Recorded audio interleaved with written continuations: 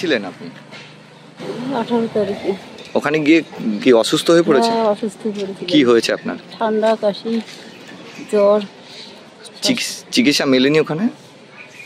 চিকিৎসা মেলেনি বলতে তাড়াতাড়ি ভারতে যাও, যে চিকিৎসা হবে। কি বলেছে ওখানকার ডাক্তাররা, কি বলেছেন? এখানে কোনো চিকিৎসা নেই।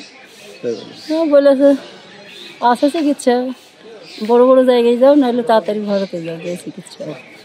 মানে ওখানে নেই, মানে প্রাথমিক হাসপাতালে নেই? না। মানে কোনো ওষুধ বা মেডিসিন দিয়েছে? হ্যাঁ, দিয়েছিল।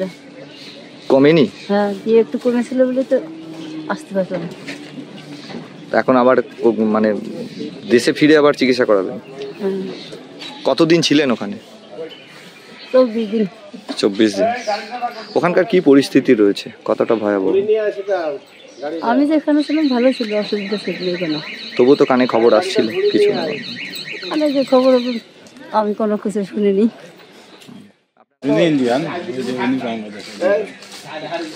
কোনটা বাংলাদেশ?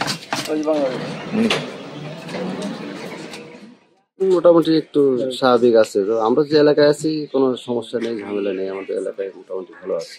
ওখানকার চিকিৎসা কেমন? এখানকার চিকিৎসা তো আছে, তারপর ইন্ডিয়াতে সবাই আসে উন্নত চিকিৎসার জন্য। মানে সেইভাবে চিকিৎসা হয় না? না, ওইখানে চিকিৎসা একেবারে নেই, সেটা ভুল। ওখানেও চিকিৎসা আছে, কিন্তু ইন্ডিয়াতে উন্নত চিকিৎসা, এই জন্য আমরা সবাই আসি ইন্ডিয়াতে উন্নত চিকিৎসার জন্য। উনি কি হন?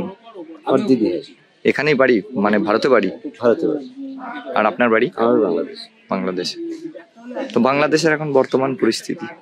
আছে বর্তমান পরিস্থিতি, কিছু কিছু জায়গায় একটু অস্থিতিশীল পরিবেশ আছে, কিছু কিছু জায়গায় ভালো, যেমন আমরা আছি, আমাদের কোনো ঝামেলা নেই। আমরা তবু তো একটা ভয় রয়েছে? হ্যাঁ, ওইটা তো আছেই, একটু ভয় রয়েছে। হ্যাঁ।